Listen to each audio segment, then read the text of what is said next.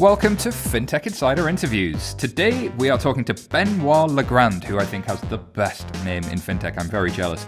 Benoit has more than 20 years of experience in transforming various areas of banking.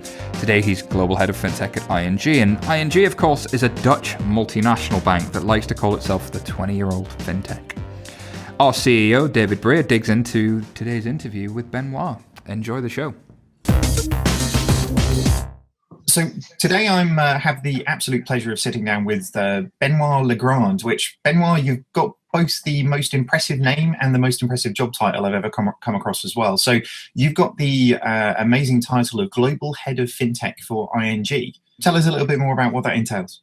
Well, the intention is we might be as ING a 20 years old FinTech, but still we have a lot of work to do to catch up with the real fintechs, right, which are very fast in changing the world of banking.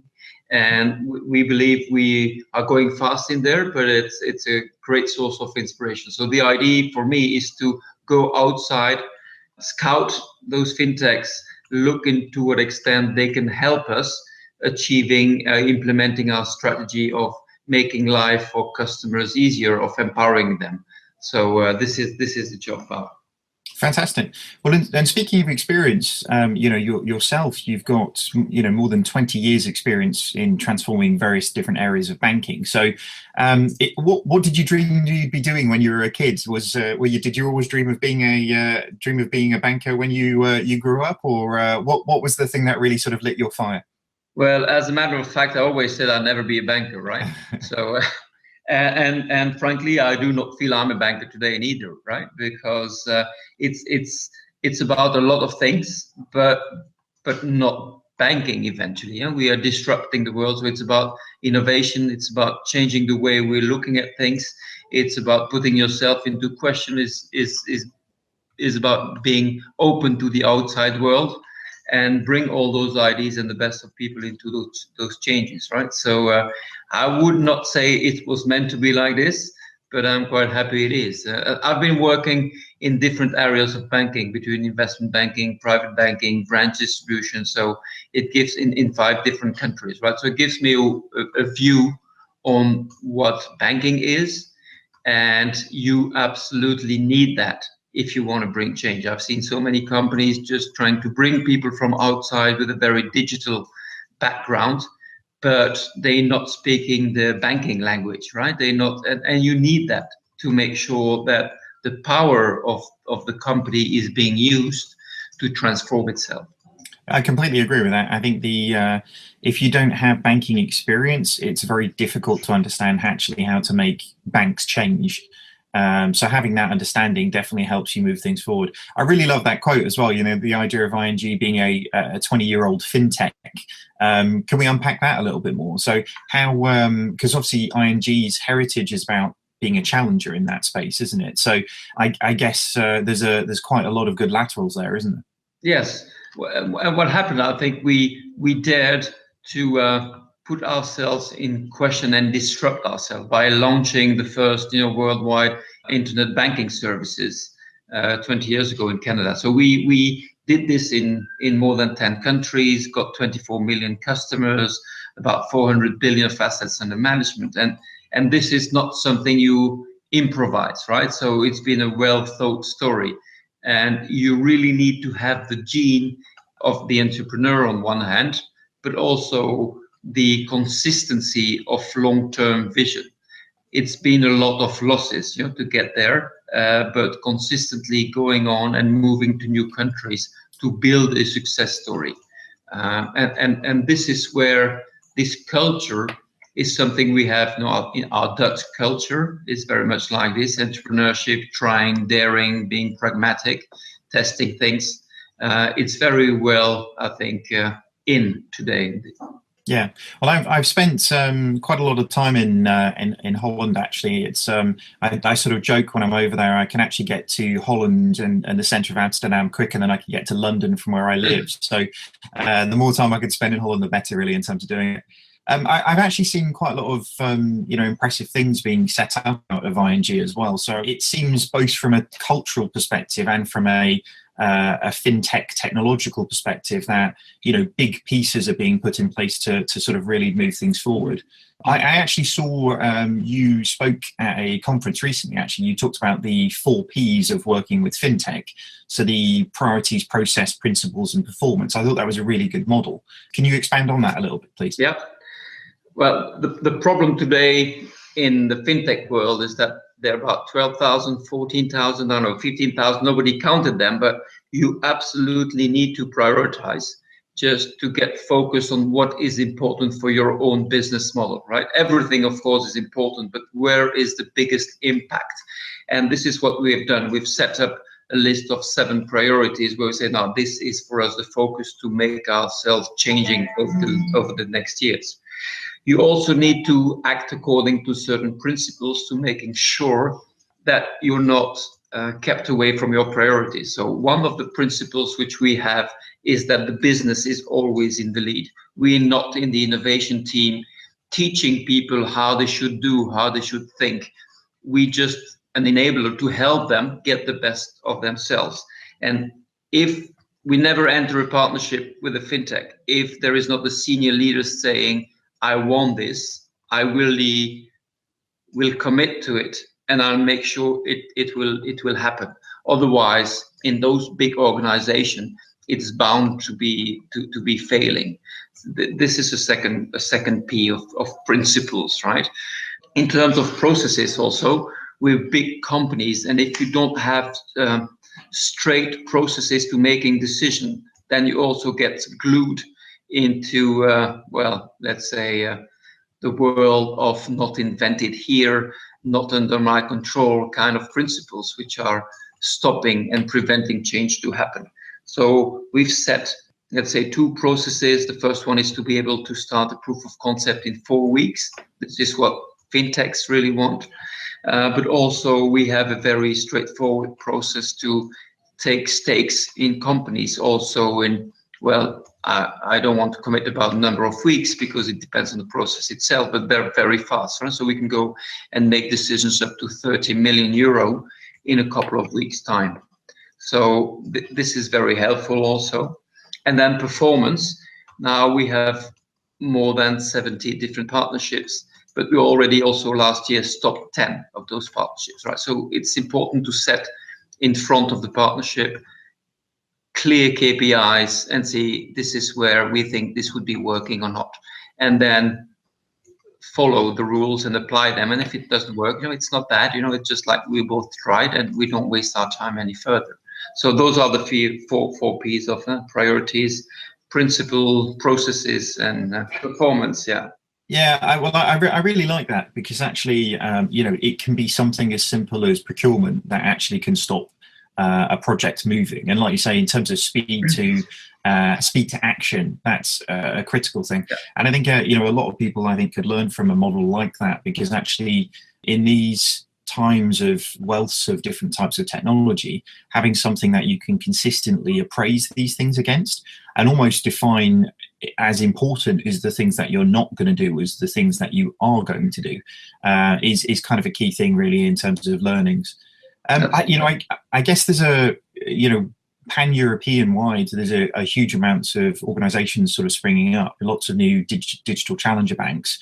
What do you think these guys can learn from ING's success? Well, I think we certainly want to stay humble. We just have our lessons learned, and we also made mistakes. So what people can learn from us, I think, is maybe trying to be very pragmatic and making things effectively happen, and also recognizing that the change and the main challenge is maybe not the digital one, but it's a human, cultural challenge, right? It's all about people. Any change you make is there. So is spending enough time to have the right people at the right place, managing egos, managing personal ambitions, and placing the interest of the company in front of the individual interests, right? So this is why this success of ING has been there. And I think also being consistent over years. I think we see so many pivoting is a quite sexy word nowadays, but I think extreme pivoting now brings you back to square one, right? That's very true. Yeah, a 360 pivot definitely gets you back to where you were, doesn't it? So, what about, I guess, on the other hand of that, then, what do you think ING can learn from the, I guess, the challenger banks coming into the space today? I think there's a lot we can learn in terms of agility, in ability to speed up releases, and getting into a entrepreneurship venture capitalist type of approach, where money is made available and then there's a challenge to reach. To get into this speed mode of entrepreneurship is something we can learn. The hard thing also for us is that we are heavily regulated, so we always need to balance this just to be agile. But for us, we would have more to lose by not obeying the rules. So for us, the rule number one is play by the book and by the rule. Rule number one is follow the rules. That's a good rule to live by, isn't it? I have to say. I think my dad said something similar to me when I was a kid, I have to say. But okay, you could be coming in banking. Indeed. And I think you maybe touched on it slightly there, but I guess one of the biggest obstacles to how an organization usually transforms itself is, people put a lot of emphasis on the technology, but mostly it comes down to cultural change, really, from where we've seen. How is ING shifting that culture internally? I think you're right. One of the biggest hurdle is the ability of large organizations to refrain from change and transformation, right? So our immune system to change in large organization is very, very, very effective, right? Some people are professionally trained to it. So just to fight against principles like not invented here or not under my control, I think those are the biggest one. And to handle it goes back to leadership. It goes back to the highest management. We have a CEO, who is 50 years old, who is in our, new generation. He wants to build the future. He's there for years, and he can build this long-term vision and consistency. So he can drive also his people to say, guys, what have you done to get those change happening? And this is just the only way how it can happen. If senior leaders of the company show the way, are consistent in setting KPIs and consistent in making decisions about people and promotions based on the effective delivery of impactful innovations. Completely agree. It starts at the top, and yes. I think definitely you've got a strong leader moving in that direction. I guess fintech is a really exciting place to work, and there's lots of really interesting things happening on a day-to-day basis, really, in terms of what we're seeing. Arguably it's the most interesting place in banking at the moment. So, what advice would you give somebody trying to get into a career in fintech? Having a career in fintech is certainly something very exciting. So I would certainly encourage people to go in there, but I would advise them to try to keep the right balance between the willingness to change, to think differently, to look at banks as old traditional elephants, not moving very fast. But on the other hand, also keeping an eye on the reality of regulations, of customers wanting to have trust and reliability, and not underestimating all the burden of regulation which is there, and which at one point of time is, and we see this slowly coming towards fintechs, right? So we see regulators asking themselves now, maybe this is becoming a danger, as the US regulators recently mentioned that fintechs are a danger to the banking system. So we might see also more awareness in the world of fintechs to this. Yeah, I think there's an interesting balance, isn't there? With when you see any of the challenger banks, there's always a stipulation that they have somebody who really understands banking, not just technology, not just the opportunity, but really understands the regulation in those spaces. And I think that's it's going to continue to be a critical piece. So obviously you're a kind of a busy guy, so we won't take up too much of your time in terms of doing it. But what's your tip? How would you give somebody a tip? What's your number one productivity hack, or how do you make things happen in this space? You've got really good experience in banking. What's your key to success in terms of making things happen? I think one of the key is to recognize that you won't make the difference yourself, but it's only because you have people around you who can leverage what you're doing, which makes you successful. Now we have about 70, more than 70 partnerships. Those are being done by the whole company. There are 50,000 people there. So the key, I think, is to understand what the others around yourself who can help you to reach that goal are expecting, and how you can effectively, genuinely help them in reaching that goal. And then you'll see there's a lot of give and get back, which is impressive, right? So keep focusing on helping others reaching their targets, and you will see that you get back 100 times more. This is the key to leverage, I think. That sounds good, and especially as a leader in a company, then actually I can imagine that that works very well with the teams in and around you. How about in terms of relaxation then? So obviously you're an avid FinTech Insider listener, of course, but what other things do you do in terms of podcasts you listen to, or things that you do to relax outside of work? I must say that I'm traveling a lot, right? So relaxing for me is going two ways. Is either sporting a lot, so running, I'm doing some triathlons, and so this is helping me relaxing, changing my mind. So sporting, outdoor, biking also. But also I love to stay home and read a book and enjoy peace and calm, because I'm traveling the majority of my time. So it's a bit the opposite way of doing what people are doing, right? When they're on holiday, they travel a lot, I think. Yeah, I can relate to that. I have to say, as somebody who travels a lot, sometimes just standing still is a nice thing to do, isn't it?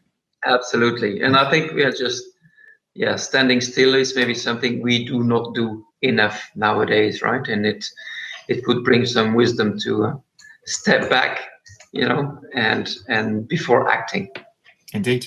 And on that note, Benoit Legrand, Global Head of FinTech for ING, thank you very much for joining us. Thanks for your time. Thanks for having me here. Thanks. Thank you, David, and thank you so much for taking the time to talk to us, Benoit. And if you like today's show, do us that favor, leave us that review on iTunes. You'd make our week, and leave it on any other platform. Thank you very much for listening. Till next time.